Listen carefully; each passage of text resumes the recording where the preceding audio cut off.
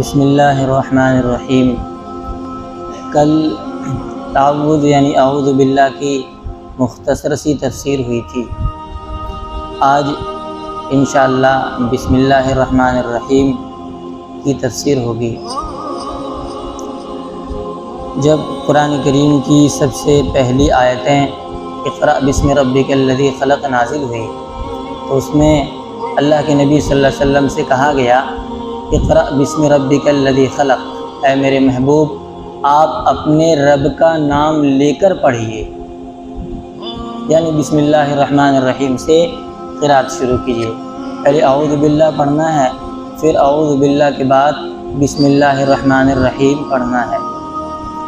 قدیم زمانے سے یہ چلا رہا ہے کہ کفار و مشرکین کی تعداد ہمیشہ ہر دور میں زیادہ رہی ہے، اور اہل ایمان کی مسلمانوں کی تعداد کفار کے مقابلے میں اقل من القلیل، بہت تھوڑی تعداد رہی ہے۔ ایمان والوں کی تعداد تھوڑی رہی ہے اور کفار و مشرکین کی تعداد زیادہ رہی ہے۔ اس دور میں بھی اگر دیکھیں گے تو قریب 800 کروڑ کے قریب پوری دنیا میں آبادی ہے، جس میں سے 200 کروڑ کے قریب مسلمان ہیں، اور ان مسلمانوں میں بھی سچے مسلمان کون ہیں اور مسلمان کون نہیں ہے یہ بھی صحیح اندازہ قیامت کے دن ہوگا۔ بہرحال مسلمانوں کی تعداد اس زمانے میں بھی تھوڑی ہے اور ہر دور میں یہ تعداد تھوڑی رہی ہے۔ مسلمان کے علاوہ جو کفار و مشرکین تھے وہ ان کا یہ دستور تھا کہ جب کسی کام کو شروع کرتے تو اپنے بتوں کے نام سے شروع کرتے تھے، معبودان باطل کے نام سے شروع کرتے۔ چنانچہ نوح علیہ السلام کے زمانے میں جو ان کے معبود تھے جیسے ود ہے اور سوا ہے، وہ ان کا نام لیا کرتے تھے اور اس سے کام کو شروع کرتے تھے، آغاز کیا کرتے تھے۔ عرب کے جو مشرکین اور کفار تھے یہ لوگ بھی جب کسی کام کو شروع کرتے تو اپنے بتوں کا نام لیتے، جیسے لات ہے، منات ہے، عزا ہے۔ تو اللہ تعالیٰ نے مسلمانوں کو یہ حکم دیا کہ جب تم کوئی کام کرو اور اچھا کام کرو، صحیح کام کرو، جائز کام کرو تو اللہ کا نام لیا کرو۔ اسی لیے آقا مدنی صلی اللہ تعالیٰ علیہ وسلم نے ارشاد فرمایا کل امر ذی بال لم یبدأ ببسم اللہ فہو اقطع، کہ ہر جائز کام، ہر محتم بالشان کام، ہر اچھا کام جسے بسم اللہ سے نہ شروع کیا گیا ہو وہ کام دم بریدہ ہوا کرتا ہے، دم بریدہ جانور کی طرح ہوا کرتا ہے، یعنی اس کام میں برکت نہیں ہوتی۔ یہ اللہ کے نبی صلی اللہ علیہ وسلم نے بیان فرمایا۔ یہی وجہ ہے کہ آقا مدنی صلی اللہ تعالیٰ علیہ وسلم جب اچھا کام کیا کرتے تھے تو بسم اللہ کا اہتمام ہوتا تھا۔ مثال کے طور پر آقا مدنی صلی اللہ علیہ وسلم جب کھانا کھاتے تو آپ پڑھتے بسم اللہ والا برکت اللہ، بسم اللہ الرحمن الرحیم پڑھتے تھے۔ ایسے ہی جب آپ گھر سے باہر نکلتے تو آپ نے دعا سکھائی، آپ دعا پڑھتے بسم اللہ توکلت علی اللہ لا حول ولا قوت الا باللہ۔ ایسے ہی آپ گھر کے اندر جب داخل ہوتے تو آپ پڑھتے اللہم انی اسألک خیر المولج و خیر المخرج، بسم اللہ ولجنا بسم اللہ خرجنا وعلی اللہ ربنا توکلنا۔ تو اس طریقے سے اور بھی روایات ہیں جہاں آقا مدنی صلی اللہ علیہ وسلم جو کام کیا کرتے تھے اچھا کام تو اس میں بسم اللہ الرحمن الرحیم پڑھتے تھے، اور پڑھنا چاہیے۔ ہر جائز کام میں اور اچھے کام کو شروع کرتے وقت بسم اللہ الرحمن الرحیم پڑھنا چاہیے۔ البتہ جو ناجائز کام ہے، جو غلط کام ہے، جو برے کام ہیں ان کو شروع کرتے وقت بسم اللہ الرحمن الرحیم نہیں پڑھنا ہے۔ اگر پڑھیں گے تو خطرہ ہے ایمان کے سلب ہونے کا، ایمان کے جانے کا۔ چنانچہ فقہاء کرام نے مسئلہ لکھا ہے کہ اگر کسی آدمی نے شراب پیا اور شراب پینے سے پہلے اس نے پڑھ لیا بسم اللہ الرحمن الرحیم یکون کافرا و مرتدا، وہ کافر اور مرتد ہو جائے گا، دائرہ اسلام سے خارج ہو جائے گا، چونکہ اس نے اللہ کے نام کی توہین کی ہے، گناہ کا کام کر رہا ہے اور غلط کام کر رہا ہے اور وہ اللہ کا نام وہاں پر لے رہا ہے، یہ اللہ کے نام کی توہین ہے، اس لیے وہ کافر اور مرتد ہو جائے گا۔ تو ہر اچھے کام میں بسم اللہ الرحمن الرحیم پڑھنا ہے، لیکن برے کام میں نہیں۔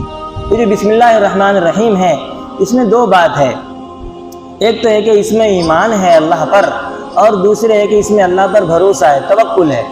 جب کوئی بندہ یہ پڑھتا ہے بسم اللہ الرحمن الرحیم کہ میں اللہ کے نام سے شروع کرتا ہوں، تو گویا کہ وہ یہ کہتا ہے کہ میں اللہ پر ایمان لاتا ہوں، ایمان رکھتا ہوں اور اللہ پر بھروسہ رکھتا ہوں۔ بسم اللہ الرحمن الرحیم جو یہ آیت کریمہ ہے تو یہ سورت کا جز ہے کہ نہیں ہے؟ ہر سورت کا جز ہے یا قرآن کریم کا جز ہے؟ اس سلسلے میں اختلاف ہے، لیکن جو علماء احناف ہیں وہ یہ کہتے ہیں کہ بسم اللہ الرحمن الرحیم ہر سورت کا جز نہیں بلکہ پورے قرآن کا جز ہے، یعنی کہ حصہ ہے۔ سورہ نمل میں اللہ پاک نے ایک جگہ فرمایا انہو من سلیمان و انہو بسم اللہ الرحمن الرحیم۔ سلیمان علیہ السلام نے جو خط لکھا تھا ملکہ بلقیس کے نام، تو اس کا آغاز ہوا تھا انہو من سلیمان و انہو بسم اللہ الرحمن الرحیم۔ تو یہ سورت کا یعنی کہ قرآن کریم کا ایک جز ہے، پورے قرآن کا ایک جز ہے۔ جب پورے قرآن کا ایک جز ہو گیا یعنی ایک حصہ ہو گیا، یعنی پورے قرآن میں سے یہ بھی ایک آیت کریمہ ہے، آیت کریمہ کا ایک ٹکڑا ہے، تو جیسا حکم قرآن کریم کا ہوگا وہی حکم بسم اللہ الرحمن الرحیم کا بھی ہوگا۔ یعنی اگر جس طریقے سے قرآن کریم کو بے وضو چھونا جائز نہیں ہے، ایسے ہی بسم اللہ الرحمن الرحیم کو بھی بغیر وضو کے چھونا جائز نہیں ہوگا۔ حالت جنابت میں قرآن کریم کو چھونا جائز نہیں ہے اور پڑھنا بھی جائز نہیں ہے، ایسے ہی بسم اللہ الرحمن الرحیم کو بھی حالت جنابت میں چھونا بھی جائز نہیں اور پڑھنا بھی جائز نہیں ہے۔ ایسے حالت حیض اور نفاس میں عورتوں کے لیے قرآن کریم پڑھنا جائز نہیں ہے، چھونا جائز نہیں ہے۔ اسی طرح بسم اللہ الرحمن الرحیم کو پڑھنا بھی جائز نہیں اور سننا بھی جائز نہیں۔ ہم لوگ نماز میں یہ جب نماز شروع کرتے ہیں تو نماز شروع کرنے کے بعد ثنا پڑھتے ہیں، ثنا کے بعد اعوذ باللہ اور اعوذ باللہ کے بعد بسم اللہ پڑھتے ہیں، اور ہمارے یہاں بسم اللہ جو پڑھی جاتی ہے وہ آہستہ پڑھی جاتی ہے، کیونکہ روایت ہے حضرت انس رضی اللہ تعالیٰ عنہ سے، حضرت انس فرماتے ہیں کہ میں نے نبی اکرم صلی اللہ تعالیٰ علیہ وسلم کے پیچھے نماز پڑھی ہے، اور حضرت ابو بکر رضی اللہ تعالیٰ عنہ کے پیچھے نماز پڑھی، اور حضرت عمر رضی اللہ تعالیٰ عنہ کے پیچھے نماز پڑھی۔ ان حضرات کو میں نے دیکھا ہے کہ بسم اللہ زور سے نہیں پڑھا کرتے تھے، بلکہ قرأت شروع کرتے تو الحمدللہ رب العالمین سے، یعنی زور سے الحمدللہ پڑھا کرتے تھے۔ یہ ہمارے یہاں ہے۔ بہرحال نماز میں ہم سورہ فاتحہ کو شروع کرنے سے پہلے بسم اللہ پڑھتے ہیں، اور یہ پڑھنا مسنون ہے۔ البتہ نماز میں سورہ فاتحہ کے بعد اور سورہ ملانے سے پہلے بسم اللہ پڑھنا چاہیے کہ نہیں پڑھنا چاہیے؟ ہمارے علماء نے لکھا ہے رسول اکرم صلی اللہ تعالیٰ علیہ وسلم سے پڑھنا ثابت نہیں ہے۔ بسم اللہ پڑھنا سورت اور الحمدللہ کے درمیان میں پڑھنا ثابت نہیں ہے، اس لیے نہ پڑھنا اور اعلیٰ افضل ہے۔ اگر کوئی آدمی پڑھ لے تو وہ مکروہ بھی نہیں ہے، علماء نے اس کی بھی صراحت کی ہے۔ اچھا، بسم اللہ الرحمن الرحیم کے تعلق سے ایک بات یہ ہے، جیسے ہم بسم اللہ الرحمن الرحیم پڑھتے ہیں تو بسم اللہ میں جو با ہے اس کا معنی آتا ہے مصاحبت کے، اس کا معنی ایک آتا ہے تبرک کے، مصاحبت کے معنی ساتھ، اور با کا ایک معنی تبرک کا معنی ہوتا ہے برکت کے۔ بسم اللہ الرحمن الرحیم کا ترجمہ اللہ کے نام کے ساتھ شروع کرتا ہوں، اللہ کے نام کے ساتھ، یہ ترجمہ صحیح ہے، اور ساتھ ساتھ میں اللہ کا نام بابرکت بھی ہوتا ہے۔ قرآن میں اللہ پاک نے فرمایا تبارک اسم ربک ذی الجلال والاکرام، آپ کے رب کا نام بابرکت ہے۔ تبارک الذی نزل الفرقان، اللہ نے قرآن کریم میں جگہ جگہ اس بات کو بیان فرمایا ہے۔ اچھا، بسم اللہ الرحمن الرحیم میں جو اللہ کا نام ہے، بسم اللہ کے بعد جو اللہ ہے، تو یہ اللہ کا نام علم ذاتی ہے، یعنی یہ ذاتی نام ہے۔ ذاتی نام کا مطلب ہوتا ہے کہ جس نام کے ذریعے کوئی ذات متعین ہو، جیسے مثال کے طور پر میں ہوں، میرا نام ارشد ہے، تو میں اس نام سے متعین ہوں۔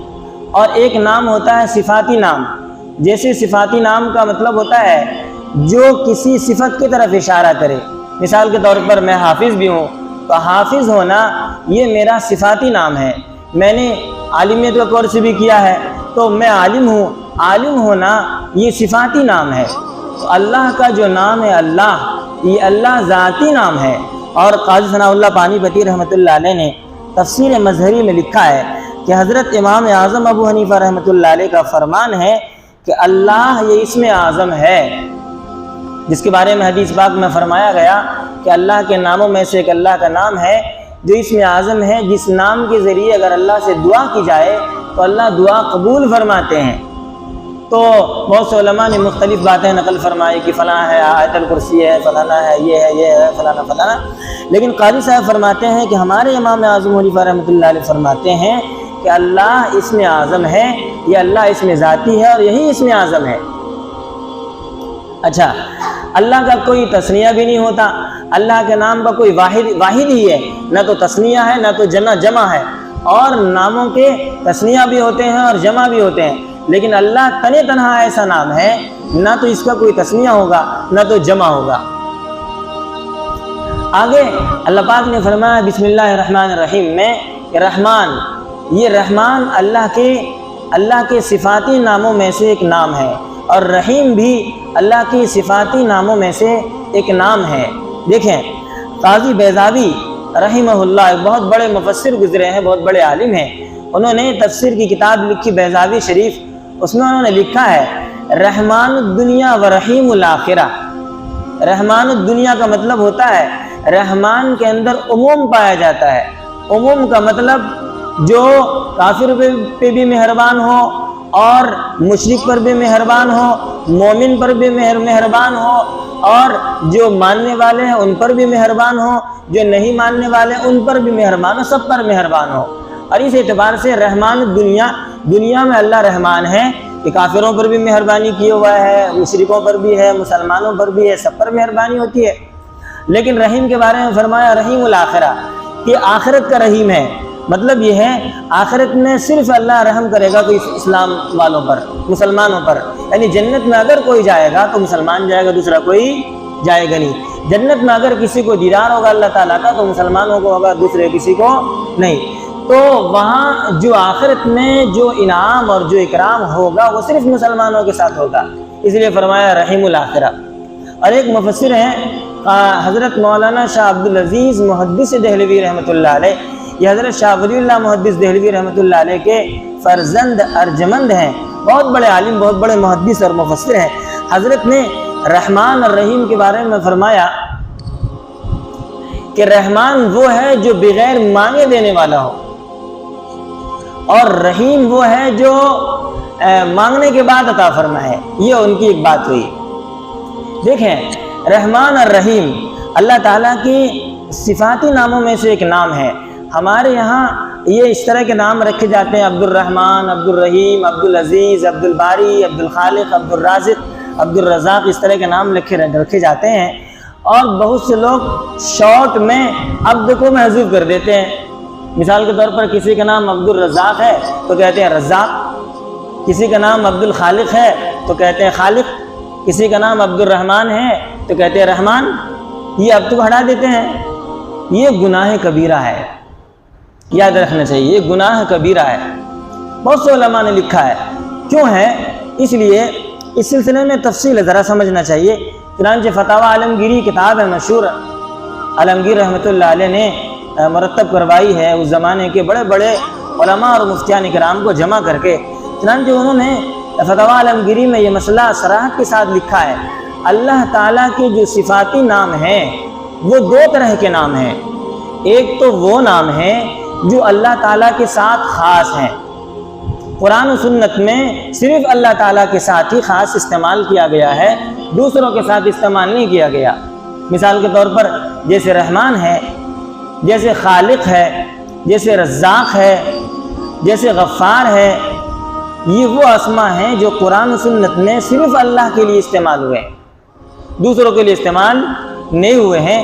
تو ان اسماء کو بغیر عبد کے استعمال کرنا ناجائز اور مکروہ تحریمی ہے۔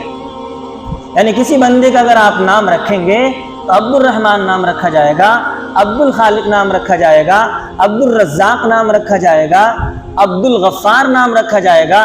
ایسے رحمان، خالق اور رزاق اس طرح نام رکھنا ناجائز ہے۔ یہ جو اللہ تعالیٰ کے ساتھ نام خاص ہیں، اور جو اللہ تعالیٰ کے ساتھ نام خاص نہیں ہیں، قرآن و سنت میں دوسرے لوگوں پر بھی اس کا استعمال ہوا ہے، تو ایسے اسما کو بغیر اضافت کے بھی آپ استعمال کر سکتے ہیں اور نام بھی رکھ سکتے ہیں۔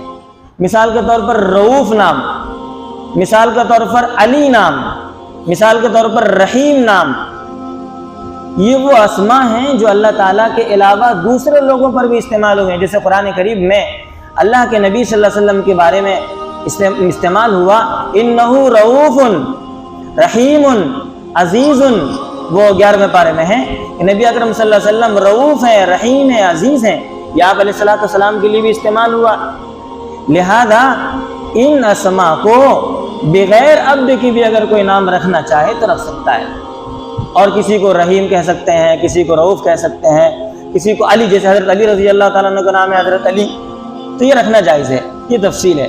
ہمارے یہاں اس میں یہ کوتاہی ہوتی ہے کہ اگر کسی کا نام عبد الخالق ہے تو خالق کہہ کے پکار لیا، کسی کا نام رزاق ہے، عبد الرزاق نام ہے تو رزاق کہہ کے پکار لیا، یہ مکروہ تحریمی ہے، اور مفتی شفیع عثمانی رحمۃ اللہ نے لکھا ہے یہ گناہ کبیرہ ہے۔ تو بسم اللہ الرحمن الرحیم، یہ بات بسم اللہ الرحمن الرحیم ہمیں ہر اچھے کام میں پڑھنا چاہیے۔ کہاں پڑھنا مسنون ہے اور کہاں پڑھنا فرض ہے؟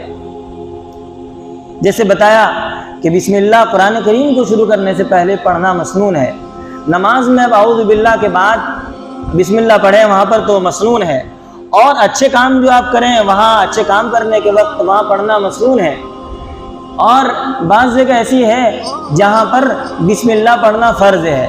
مثال کے طور پر ذبح کے وقت میں، جیسے آپ قربانی کے وقت میں ذبح کرتے ہو یا عقیقے کے وقت میں ذبح کرتے ہو، تو ان مواقع پر بسم اللہ پڑھنا فرض ہے۔ اگر آپ نہیں پڑھیں گے تو وہ ذبیحہ حلال نہیں حرام ہو جائے گا۔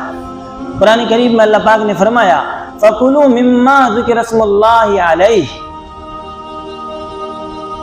کہ تم ان جانوروں کو کھاؤ جن پر اللہ کا نام لے کر جن کو ذبح کیا گیا ہو، وَلَا تَأْكُلُوا مِمَّا لَمْ يُذْكَرِ اسْمُ اللَّهِ عَلَيْهِ، اور جن پر اللہ کا نام نہ لیا گیا ہو اور ان کو ذبح کر دیا گیا ہو تو ایسے جانور کو مت کھاؤ، ایسے جانور کھانا تمہارے لیے حلال نہیں ہے، حرام ہے۔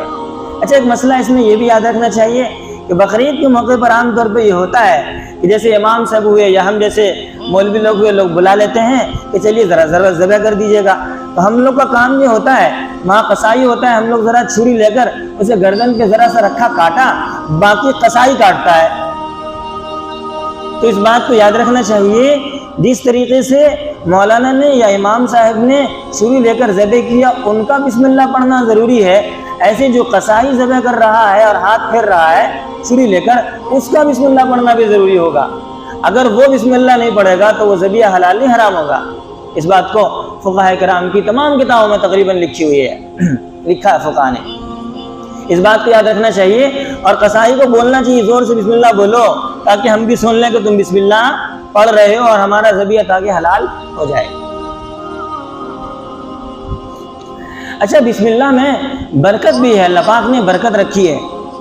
روایت کے اندر آتا ہے کہ ایک مرتبہ نبی اکرم صلی اللہ تعالی علیہ وسلم ایک سواری پر سوار ہوئے۔ پہلے زمانے میں تو گھوڑے اور گدھے، خچر، ان پر لوگ سواری کیا کرتے تھے۔ نبی اکرم صلی اللہ علیہ وسلم سوار ہوئے اور آپ کے پیچھے ایک صحابی بھی بیٹھے ہوئے تھے، تو جانور کو ذرا سا ٹھیس لگ گئی، سوار ہوتے ہی ٹھیس لگی ہوگی۔ جب ٹھیس لگی تو ان صحابی نے کہا تئیس الشیطان، شیطان کا برا ہو، شیطان کا ناس ہو، برباد ہو شیطان۔ تو اللہ کے نبی صلی اللہ علیہ وسلم نے فرمایا کہ یہ سوار ہوتے وقت یہ نہیں پڑھنا چاہیے، ایسے مواقع پر پڑھنا چاہیے بسم اللہ۔ اور دعا بھی ہے، جب سواری پر آپ سوار ہو تو پڑھیں بسم اللہ الحمدللہ سبحان الذی سخر لنا ھذا وما كنا له مقرنین وانا الی ربنا لمنقلبون۔ تو آپ نے فرمایا کہ بسم اللہ پڑھو۔ مسند احمد میں روایت ہے، سرور کائنات صلی اللہ تعالی وسلم فرماتے ہیں کہ جب تم بسم اللہ پڑھ لو گے، اذا قلت بسم اللہ تصاغر، تو شیطان چھوٹا ہو جاتا ہے، اور اتنا چھوٹا ہوتا ہے، اتنا چھوٹا ہوتا ہے کہ مکھی کے برابر ہو جاتا ہے۔ شیطان ذلیل و خوار ہوتا ہے۔ تو اگر تم کو شیطان کو نقصان ہی پہنچانا ہو تو بسم اللہ پڑھا کرو، شیطان کو نقصان پہنچے گا۔ اگر تم یہ کہہ رہے ہو تئیس شیطان، شیطان ہلاک ہو جائے، برباد ہو جائے، تو شیطان کو نقصان کیا پہنچائے گا؟ شیطان اس سے پھولے گا، دیکھو میری بھی کوئی حیثیت ہے، میری بھی کوئی اوقات ہے کہ مطلب میرے بارے میں لوگ ایسا سے کہہ رہے ہیں، مجھے برا بھلا کہہ رہے ہیں، اس لیے بسم اللہ پڑھا کرو۔ بسم اللہ میں برکت ہے۔ آپ نے ایک مشہور واقعہ سن رکھا ہوگا، اور کہ وہ نوکرانی کا واقعہ، کہ نوکرانی ہر کام میں، گھر میں وہ کام کرتی تھی اور ہر کام میں بسم اللہ پڑھا کرتی تھی۔ ایک دن مالک نے کہا کیا بسم اللہ کی رٹ لگا رکھا ہے، ایسے کام کر دیا کرو۔ آزمانے کے لیے مالک نے اسے قیمتی کوئی ہیرا وغیرہ دیا اور کہا کہ جا کے اس کو فلاں جگہ رکھ دو۔ اس نے بکسے میں رکھ دیا، اور اس کے بعد میں مالک نے اس کو نکال لیا اور چپ چاپ سے نکال کے جا کے دریا میں ڈال دیا یا سمندر میں پھینک دیا۔ پھینکنے کے بعد کچھ زمانے کے بعد اسی نوکرانی سے کہا کہ جاؤ وہ جو میں نے تم کو رکھنے کے لیے دیا تھا وہ لے کر آؤ۔ نوکرانی گئی، جس جگہ سے رکھا تھا وہاں سے لا کر کے دے دی۔ اب وہ حیران ہو جاتا ہے اور پوچھتا ہے کہ تمہارے پاس کہاں سے آ گئے؟ اسے میں تو جا کر دریا میں ڈال دیا تھا، پھینک دیا تھا۔ نوکرانی نے پورا قصہ بیان کیا کہ آپ نے پھینک دیا ہوگا، مجھے تو پتہ نہیں۔ اچانک ایک دن مچھلی بیچنے والا مچھلی بیچ رہا تھا، تو میں نے مچھلی خریدی اور اس کے بعد جو ہے مچھلی کو جب کاٹا تو کاٹنے کے بعد اس کے پیٹ سے ہی آپ کو قیمتی ہیرا نکل گیا۔ میں حیران رہ گئی کہ یہاں کیسے ہے؟ جب میں نے بکسا جا کر دیکھا تو وہاں موجود نہیں تھا، تو میں سمجھ گئی کہ معاملہ ایسا ہے، اور اس کے بعد میں نے پھر وہیں رکھ دیا۔ تو بسم اللہ کی برکت، یہ واقعہ مشہور واقعہ ہے۔ بہرحال بسم اللہ کی برکت ہے، ہر وہ کام جس کو بسم اللہ سے شروع کیا جائے، جس کو بسم اللہ کے ساتھ آغاز کیا جائے، وہ کام بے برکت نہیں ہوا کرتا، اس کام میں اللہ تعالیٰ برکت عطا فرماتے ہیں۔ لہذا مسلمانوں کو اپنی تجارت میں، اپنے بزنس میں، اپنے دھندے میں، اپنے کاروبار میں، اچھے کام میں، جائز کاموں میں اور زندگی کے ہر شعبے میں مسلمانوں کو بسم اللہ کا اہتمام کرنا چاہیے، تاکہ اللہ تعالیٰ ہمارے کاموں کو آسان بنا دے اور کاموں میں برکت عطا فرمائے۔ سبحان اللہ و بحمدہ، سبحانک اللہم و بحمدک، ونشہد ان لا الہ الا انت، نستغفرک و نتوب الیک۔ سبحان ربک۔